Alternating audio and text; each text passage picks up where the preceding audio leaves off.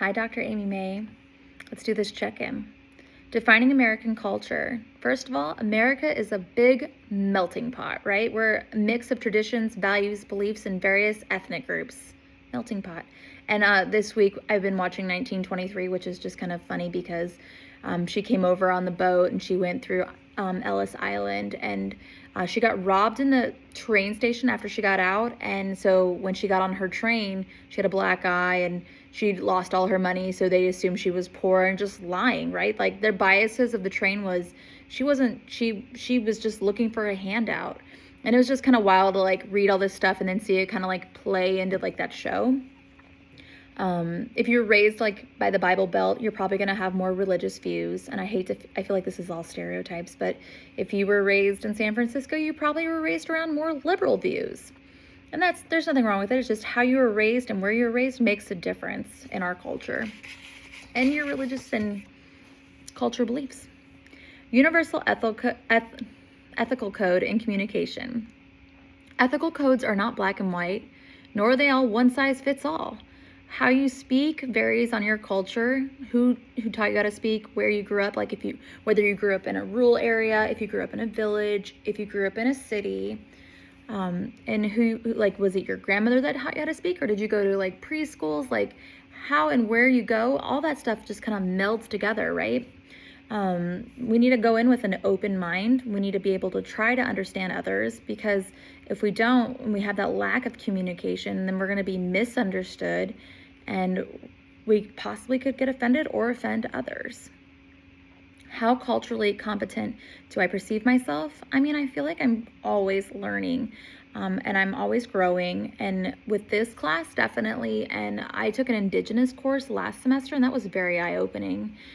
I always need to educate myself, ask the questions, and actually listen. When I ask the questions, I can't just like try to play in my head what they're gonna say. I need to listen and have, empathy and understanding and put myself in their shoes.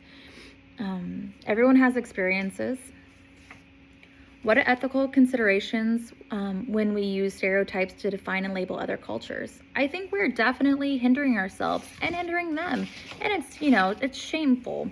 I really enjoyed that TED Talk about Muslims. A great example. I think that was just a great example when she sat there and she's like, what do you think when you see me? And she's like, a long line at TSA. Yes. And, she's oppressed. She's not oppressed. It's just sad because she said she was a normal, ordinary person. And the fact that she was so scared after 9/11 broke my heart, honestly. These stereotypes can lead to misrepresentation of cultures. While they may provoke quick insights, they show harmful biases. We need to fix the systematic inequalities. It's vital to the approach of culture differences with the care and avoid generalizations. I really appreciated that TED Talk. How do I perceive white privilege? I mean, I'm guilty. I have 100% unearned advantage, and that doesn't go unnoticed. I don't worry about my children, when they go to school. I don't think like they're going to get in trouble and they're going to think they had a bad life. I don't get pulled over. Oh, I got pulled over with my roommate who was black like 15 years ago, and we were moving her and she had chemicals in the car because we were cleaning the last place she lived at, and they assumed that she was like making drugs. I'm like, was mind blown. Like, why did you pull us over? They're like, your light was out. I'm like, okay, can you give me the ticket? Like, she's the passenger, I'm the driver. And just being there and seeing her in that set was just, I was so angry and mad.